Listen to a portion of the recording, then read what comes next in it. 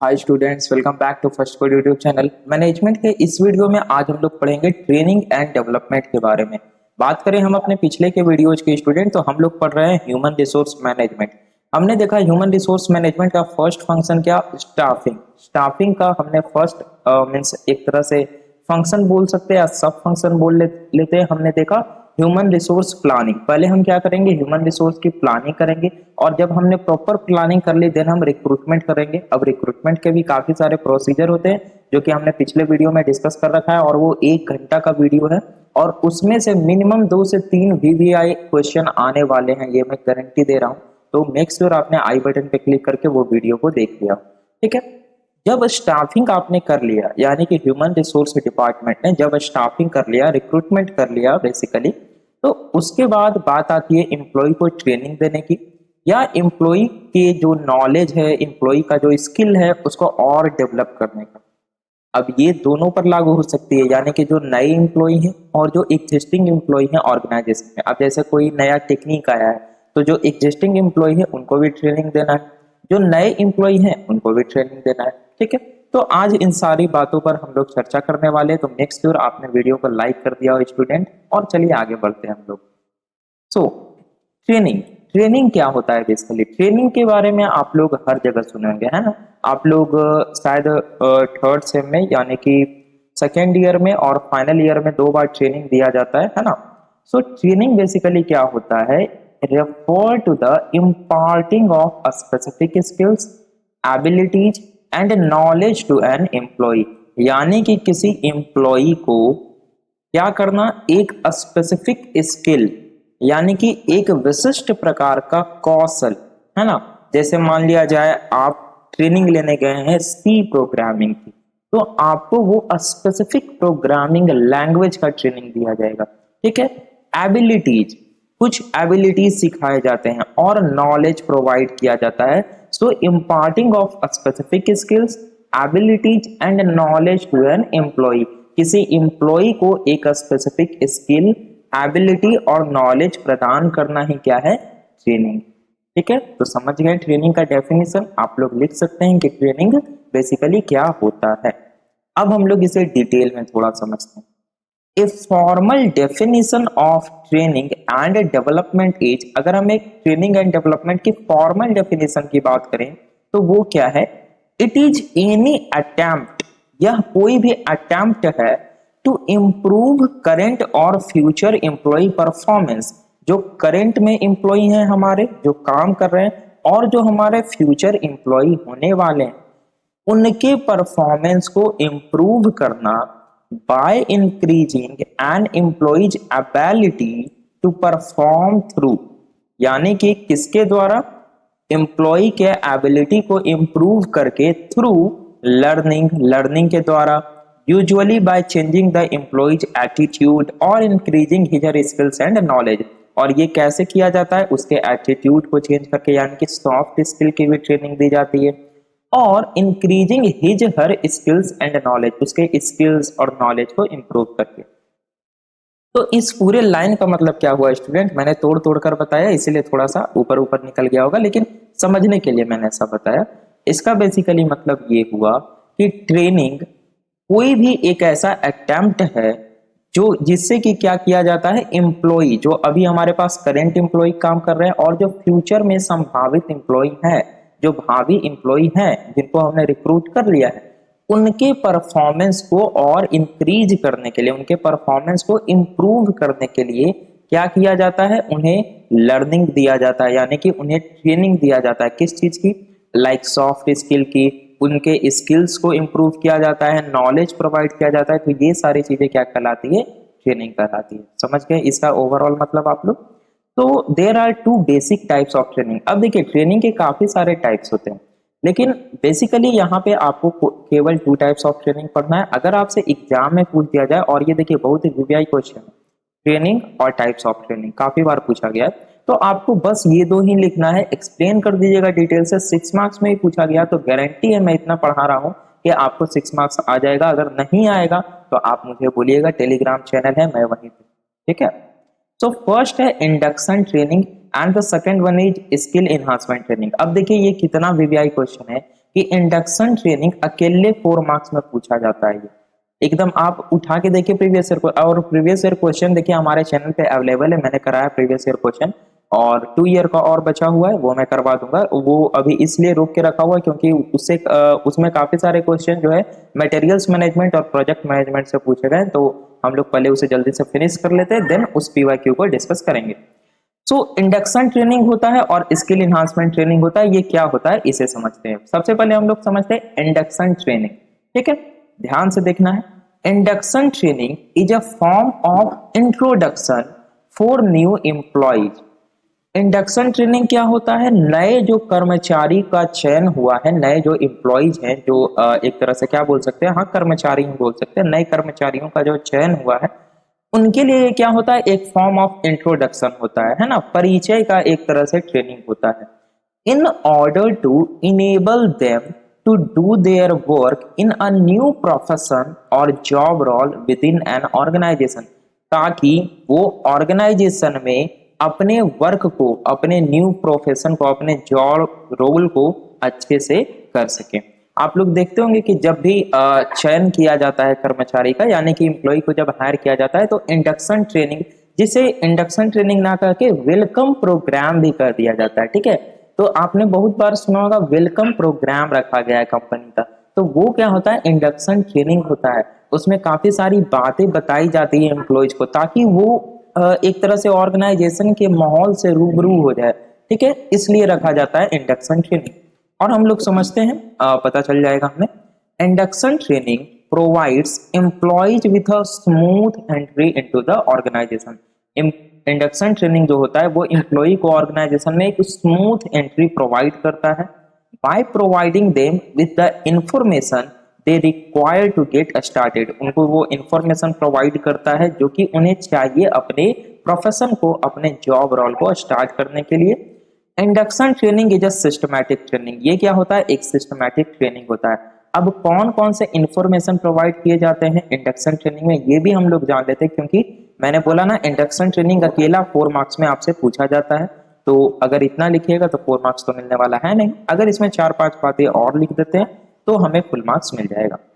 So induction training conveys 3 types of information. Induction training से हमें 3 तरह की इंफॉर्मेशन पता चलती है। यानी कि जब इंडक्शन ट्रेनिंग रखा जाता है, वेलकम प्रोग्राम रखा जाता है, तो उसमें बेसिकली 3 प्रकार की बातें एम्प्लॉय के साथ साझा की जाती है। The first one is general information about the daily work routine. यानी कि जो एम्प्लॉय है उनको अपना डेली, उनका नित्य कर्म क्या होने वाला है, प्रतिदिन का उनका डेली रूटीन क्या होने वाला है, उसकी जनरल इंफॉर्मेशन, ब्रीफ में इंफॉर्मेशन उन्हें दिया जाता है। The next one is review of the organisations history, objective, operation and product और सर्विसेज। जो ऑर्गेनाइजेशन की हिस्ट्री है, जैसे आप जब ऑर्गेनाइजेशन में काम करने गए तो आपको वेलकम प्रोग्राम में बताया जाता है कि हमारा ऑर्गेनाइजेशन का हिस्ट्री क्या है, क्या क्या चीजें हमारे ऑर्गेनाइजेशन ने अचीव किया है, क्या क्या हमें और आप लोगों के साथ मिलकर अचीव करना है, हमारे क्या गोल्स हैं, क्या हमारा उद्देश्य है ऑर्गेनाइजेशन का, ठीक है। सो ऑब्जेक्टिव बताया जाता है, कौन कौन से ऑपरेशन हमें साथ मिलकर परफॉर्म करने हैं, प्रोडक्ट और सर्विस, अगर प्रोडक्ट बेस्ड कंपनी है तो कौन कौन से प्रोडक्ट पे हम लोगों को काम करना है, या सर्विस बेस्ड कंपनी है तो कौन कौन से सर्विस हमें प्रोवाइड करने हैं। And also the job contribution of the employee to the organisation need. और एम्प्लॉय को ये बताया जाता है कि आप ऑर्गेनाइजेशन के लिए क्या क्या कंट्रीब्यूट कर सकते हैं, ठीक है, ऑर्गेनाइजेशन को आपसे क्या क्या एक्सपेक्टेशन है, ये सारी चीजें बताई जाती है इंडक्शन ट्रेनिंग में। And the third one is a detailed brochure of the organisation policy. जो ऑर्गेनाइजेशन का पॉलिसी है, जो नीति है, वो लास्ट में बता दिया जाता है कि आपको ये रूल्स एंड रेगुलेशन जो है वो फॉलो करना है, that is work rules and benefits to the employee.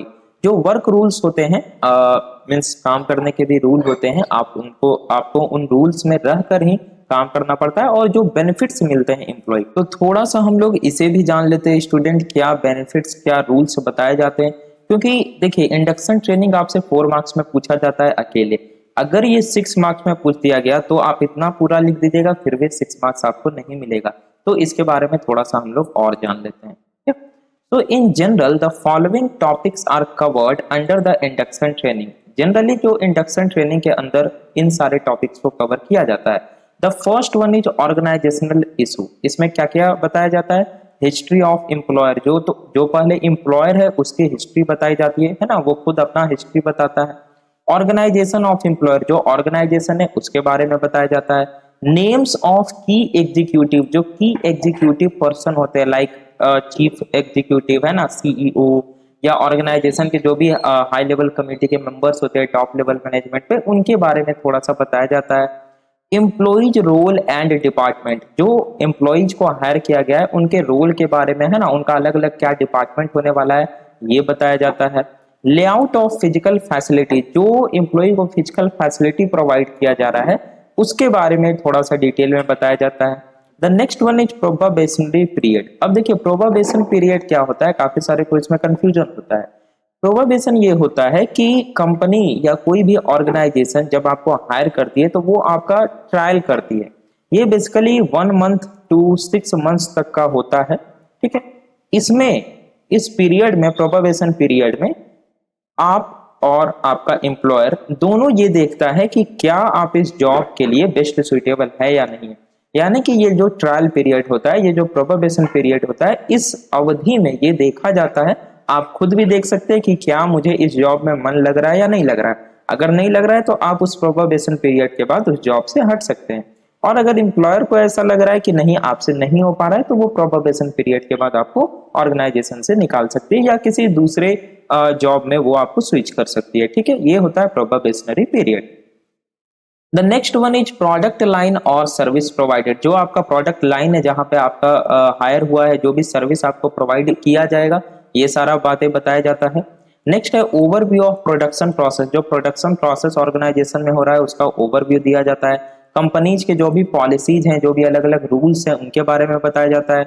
जो डिसिप्लिनरी रेगुलेशंस है, जो आपको जिस तरह से अनुशासन में रहना है ऑर्गेनाइजेशन में, वो आपको बताया जाता है। एम्प्लॉइज हैंडबुक सबको प्रोवाइड किया जाता है, ठीक है। यानी कि एम्प्लॉइज हैंडबुक क्या होता है, बेसिकली आपका जो वर्क प्रोसीजर होने वाला है ना, उसका अलग अलग छोटा छोटा हैंडबुक होता है। आप अगर जाइएगा किसी ऑर्गेनाइजेशन में, बेसिकली ये काम होता है जहाँ पे मैन्युफैक्चरिंग, जो क्या इसे बोला जाता है, हम लोग पढ़े थे टाइप्स ऑफ इंडस्ट्री में, हाँ, हैवी इंजीनियरिंग इंडस्ट्री जो होता है ना, वहाँ पे बेसिकली एम्प्लॉइज हैंडबुक आपको प्रोवाइड किया जाता है। नेक्स्ट है सेफ्टी प्रोसीजर। सेफ्टी प्रोसीजर यानी कि किस प्रकार से आपको वर्क करते वक्त सेफ्टी रखना है। अगर मान लिया जाए आप कहीं पे इलेक्ट्रिक का काम कर रहे हैं, कोई ऐसी ऑर्गेनाइजेशन है जो कि इस प्रकार का काम करती है, या कहीं पे हैवी मशीन यूज हो रहा है, तो वहां पे खतरा बना रहता है ना, एक समय के लिए हमेशा डेंजर वहां बना रहता है कि कहीं कुछ हमारा अंग कट ना जाए, कुछ हो ना जाए, है ना, इस प्रकार से। तो आपको यहाँ पे सेफ्टी प्रोसीजर बताए जाते हैं, किस प्रकार से आप वर्क करते समय सेफ रह सकते हैं। सो ये है ऑर्गेनाइजेशनल इशू। और भी काफी सारे जो टॉपिक्स हैं इस इंडक्शन ट्रेनिंग में कवर किए जाते हैं, वो क्या है हम लोग उसे भी जान लेते हैं। The second one is employee benefits, यानी जो एम्प्लॉय है, एज ए एम्प्लॉय आपको क्या क्या बेनिफिट मिलने वाला है ऑर्गेनाइजेशन से। सबसे पहला तो पे स्केल और जो पे डे होता है, यानी कि जो आपको पे स्केल प्रोवाइड किया जाएगा वो बताया जाता है, जो सैलरी प्रोवाइड की जाएगी।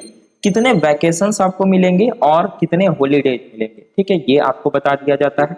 रेस्ट ब्रेक आपको कब कब मिल सकता है या कब कब आप रेस्ट ब्रेक ले सकते हैं, कितनी बार ले सकते हैं, ये सारी बातें बताई जाती है। इंश्योरेंस बेनिफिट, जो आपको इंश्योरेंस प्रोवाइड किया जाता है, लाइक हेल्थ इंश्योरेंस, और बेसिकली वो हेल्थ इंश्योरेंस ही होता है। अगर कोई कोई ऑर्गेनाइजेशन ऐसा होती है जो किसी और प्रकार का भी आपको इंश्योरेंस का लाभ देती है, वो हो सकता है। रिटायरमेंट प्रोग्राम्स, जब आप इस ऑर्गेनाइजेशन में काम करते रह जाते हैं एंड तक, तो रिटायरमेंट के समय आपको क्या क्या बेनिफिट्स प्रोवाइड किए जाते हैं वो बताया जाता है। Employer provided services to employee, जो एम्प्लॉयर है वो आपको क्या सर्विस प्रोवाइड करेगा, है ना, यानी कि आपके जो सुपीरियर्स हैं वो आपकी हेल्प करेंगे, कोऑर्डिनेट करेंगे आपके साथ में, और जो भी अदर बेनिफिट्स होते हैं वो बताया जाता है, ठीक है। Next one is introduction. Introduction कराया जाता है, परिचय कराया जाता है, किनसे, यानी जो भी एम्प्लॉइज आए हैं उनका भी इंडक्शन प्रोग्राम चल रहा है, उनका वेलकम प्रोग्राम चल रहा है, सो उनको इंट्रोडक्शन कराया जाएगा। उनके सुपरवाइजर से, जो उनके सुपरवाइजर होने वाले, उनका परिचय दिया जाएगा, उनके बारे में बताया जाएगा, है ना। उसके बाद ट्रेनर से उनका कराया जाएगा, यानी कि जिसके अंडर में वो ट्रेनिंग परफॉर्म करने वाले हैं। हम लोग को पता है कि ये अभी क्या चल रहा है, ट्रेनिंग चल रहा है उनका, जब उनको हायर किया गया तो उनको ट्रेनिंग दिया जा रहा है। तो जो भी उनके ट्रेनर्स होंगे उनके को वर्कर्स के साथ, यानी कि जो भी उनके को वर्कर्स हैं, उनके जो सहयोगी होने वाले हैं इस काम में, उनके साथ। एंड टू एम्प्लॉय काउंसलर, जो एम्प्लॉय काउंसलर होंगे उनके साथ। तो ये क्या करवाया जाता है, इंट्रोडक्शन परिचय करवाया जाता है। The next one is job duties, यानी कि अब आपका जॉब ड्यूटी क्या होने वाला है ये लास्टली बताया जाता है। आपका जॉब लोकेशन क्या है, आपके जॉब का ओवरव्यू बताया जाता है, जॉब में आपको क्या क्या टास्क करने हैं, क्या आपका उद्देश्य है, आपके जॉब का क्या ऑब्जेक्टिव है, जॉब सेफ्टी रिक्वायरमेंट्स, जॉब को करते समय आपको क्या क्या सेफ्टी का ध्यान रखना है, रिलेशनशिप टू अदर जॉब्स, और आपका जो जॉब पोजीशन है दूसरे जॉब पोजीशन से क्या उसका रिलेशन है। इस प्रकार से ये सारी बातें बताई जाती है। तो that's all about student induction training. अगर इंडक्शन ट्रेनिंग आपसे पूछा जाता है 4 मार्क्स में या 6 मार्क्स में, तो अब आप इजीली लिख सकते हैं। टोटल चीज हमने इंडक्शन ट्रेनिंग पढ़ लिया। हमने ये भी पढ़ लिया इंडक्शन ट्रेनिंग में क्या होता है, 3 तरह की चीजें बताई जाती है, ठीक है। उसके बाद हमने ये देख लिया कि ये सारे टॉपिक्स कवर किए जाते हैं, organisational issue, employee benefits, introduction and lastly job duty. अब ट्रेनिंग में जो हमारा सेकंड आता है स्टूडेंट, वो आता है स्किल एनहांसमेंट ट्रेनिंग। ये दिया जाता है किनको, एम्प्लॉय को। अब नाम से पता चल रहा है स्किल एनहांसमेंट ट्रेनिंग, इसमें क्या किया जाएगा, आपके स्किल को एनहांस किया जाएगा। तो इसे भी हम लोग स्टूडेंट पढ़ लेते हैं। हालांकि ये अलग से नहीं पूछा जाता है स्किल एनहांसमेंट ट्रेनिंग क्या होता है, लेकिन अगर ट्रेनिंग के टाइप्स पूछे जाए तो आप लिख सकते हैं। So skill enhancement provides the opportunity and knowledge for a client to develop and strength the necessary skill to gain, maintain and advance in a chosen area। So skill enhancement क्या है student, ये opportunity provide करता है, ये knowledge provide करता है एक client के लिए to develop and strength the necessary skill to, यानी कि जो हमें नेसेसरी स्किल्स चाहिए, जो एम्प्लॉय को नेसेसरी स्किल चाहिए उनको डेवलप करना है ना, और उस पर पकड़ मजबूत बनाना, स्ट्रेंथ करना अपने उस स्किल को, to gain, maintain and advance in a chosen area. जो आपने एरिया चूज किया यानी कि जो आपका स्पेसिफिक जॉब है उससे रिलेटेड। तो स्किल एनहांसमेंट का इस लाइन का बेसिकली मतलब ये हुआ कि स्किल एनहांसमेंट क्या होता है, एक एम्प्लॉय को अपॉर्चुनिटी प्रोवाइड करता है ना, कि वो अपने नॉलेज को, वो अपने उस स्किल को और ज्यादा इंप्रूव कर सकते हैं, ठीक है। So there are few essential capabilities that employees must continuously improve on in order to grow and progress their careers, यानी कि कुछ ऐसे इसेंशियल कैपेबिलिटीज हैं जो कि हर एक एम्प्लॉयज को हमेशा क्या करना चाहिए, इंप्रूव ऑन करते रहना चाहिए, यानी कि हमेशा इंप्रूव करते रहना चाहिए उनके कैरियर में प्रोग्रेस के लिए, ताकि वो अपने कैरियर में क्या कर सके, प्रोग्रेस कर सके, ग्रो कर सके।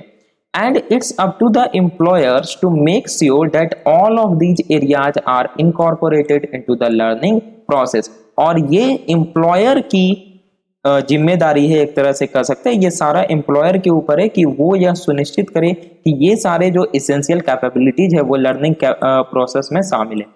यानी कि इसमें ये कहा जा रहा है कि कई सारे ऐसे इसेंशियल कैपेबिलिटीज है जो कि बहुत जरूरी होते हैं हर एक एम्प्लॉयज को इंप्रूव करते रहना। तो ये एम्प्लॉयर की जिम्मेदारी है कि वो ये इसका खास ध्यान रखे, ये सुनिश्चित करे कि जो आपको स्किल एनहांसमेंट ट्रेनिंग दिया जा रहा है उसमें ये सारे कैपेबिलिटीज आपको सिखाए जा रहे हैं या नहीं सिखाए जा रहे हैं, ठीक है। So understanding the development needs of an employee starts with recognizing that no employee enters your organization as a perfectly formed staffer। बहुत ही वीवीआई पॉइंट है ये, इसको समझ लिए अगर तो स्किल एनहांसमेंट ट्रेनिंग समझ लिए।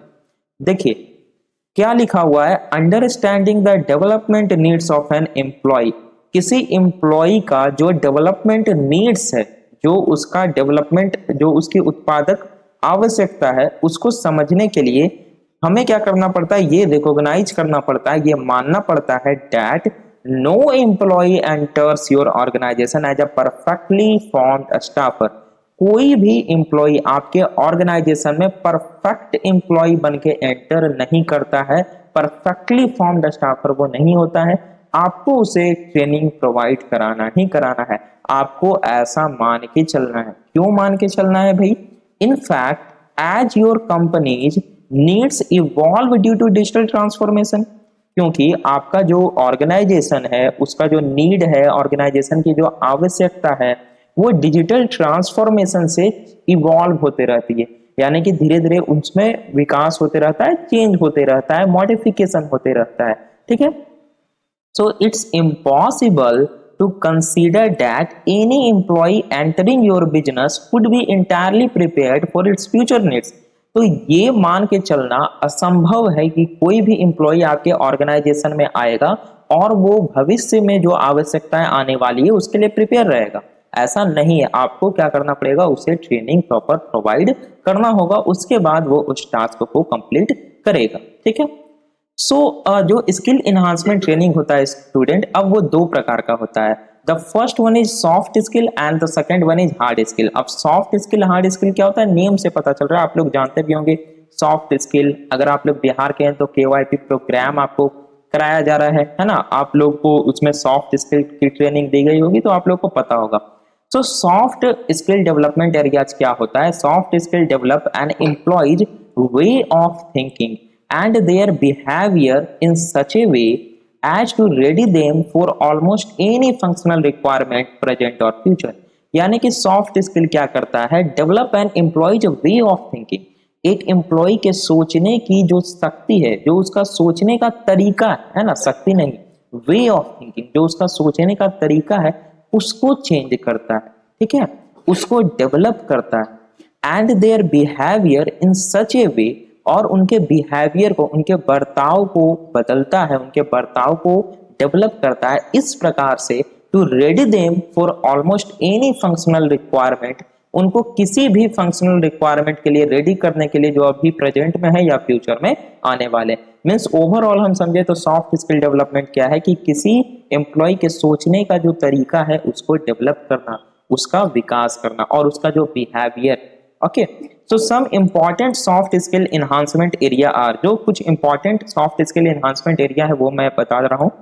फर्स्ट है आपका क्रिएटिविटी, है ना, क्रिएटिविटी को डेवलप करना। इमोशनल इंटेलिजेंस, ये काम आता है जब आप as a manager, as a supervisor organisation में वर्क कर रहे हैं, तो हम लोग पढ़ चुके हैं पिछले वीडियो में। कोलैबोरेशन, है ना, कोलैबोरेशन मीन्स क्या कि किस प्रकार से आपको एक तरह से सामंजस्य स्थापित करके चलना है ना, कोलैबोरेट करके चलना है अपने सबऑर्डिनेट्स के साथ, अपने कोवर्कर्स के साथ। कॉन्फ्लिक्ट मैनेजमेंट, अगर कहीं किसी प्रकार की कॉन्फ्लिक्शन आती है तो किस प्रकार से आप उसे मैनेज कर पाते हैं, है ना, आप किस प्रकार से टाइम मैनेज कर पा रहे, तो ये सारे क्या है, सॉफ्ट स्किल। ओके, ये सारे किस में सिखाए जाते हैं, सॉफ्ट स्किल ट्रेनिंग में सिखाए जाते हैं। The next one and the last one is hard skill development area. ये क्या होता है, hard skills are specialised abilities, ये स्पेशलाइज्ड एबिलिटीज होते हैं, यानी कि ये जॉब टू जॉब अलग अलग होते हैं, स्पेसिफिक एबिलिटी होते हैं, often directly relating to an employee's particular role, जो कि जनरली डायरेक्टली एम्प्लॉय के पार्टिकुलर रोल से रिलेटेड होते हैं, आर फंक्शनल बाय नेचर, जो कि नेचर में फंक्शनल होते हैं, and you are more likely to recruit against this specific requirements, और आपको जो रिक्रूट किया गया है वो इसी स्पेसिफिक रिक्वायरमेंट्स के तहत रिक्रूट किया गया है। यानी अगर आपको as a software developer engineer recruit किया गया है तो हार्ड स्किल डेवलपमेंट एरियाज में क्या किया जाएगा, आपको इससे रिलेटेड स्पेसिफिक एबिलिटीज का ट्रेनिंग प्रोवाइड किया जाएगा। ठीक है, यानी कि ये क्या है स्टूडेंट, ये जो हार्ड स्किल है ये स्पेसिफिक है और ये नेचर ऑफ जॉब के अकॉर्डिंग क्या करेगा, वैरी करेगा, यानी कि अलग अलग जो नेचर का जॉब है उसमें हार्ड स्किल का आपका जो ट्रेनिंग है वो वैरी करेगा। Okay, so that's all about training and development. हम लोगों ने समझ लिया ट्रेनिंग क्या होता है, ट्रेनिंग के टाइप्स देख लिए, और डेवलपमेंट हमने इसी में देख लिया ट्रेनिंग एंड डेवलपमेंट क्या होता है। तो आई होप आपको ये वीडियो पसंद आया होगा स्टूडेंट, तो प्लीज वीडियो को लाइक कर दीजिए, यदि चैनल पर नए हैं तो चैनल को जरूर से सब्सक्राइब कर लीजिए, बेल आइकन को क्लिक कीजिए ताकि जो नेक्स्ट वीडियो आए, और नेक्स्ट वीडियो में हम लोग पढ़ने वाले हैं मोटिवेशन का आपका बहुत ही इंपॉर्टेंट थ्योरी है जो कि मॉस्लो के द्वारा दिया गया है, need hierarchy theory of motivation. और ऐसा कोई एग्जाम नहीं हुआ जिसमें ये क्वेश्चन पूछा नहीं गया मैनेजमेंट का। ठीक है, तो हम लोग नेक्स्ट वीडियो में पढ़ेंगे, मिलते हैं हम लोग नेक्स्ट वीडियो में। Thanks for watching.